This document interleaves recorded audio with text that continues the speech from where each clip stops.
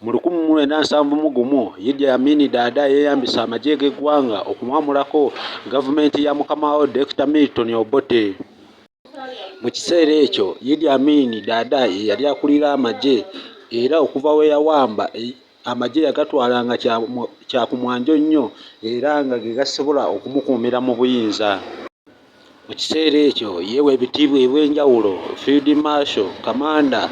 People respect you, and tough man is a quality which you can find for the high command, because when he gives order they know that that order is given. Ekyokutendeka amagye Amin yakissa nnyo ku mwanjo era yaleeta abatendesi okuva mu mawanga ag'enjawulo okuli Canada, Israel n'Amerika.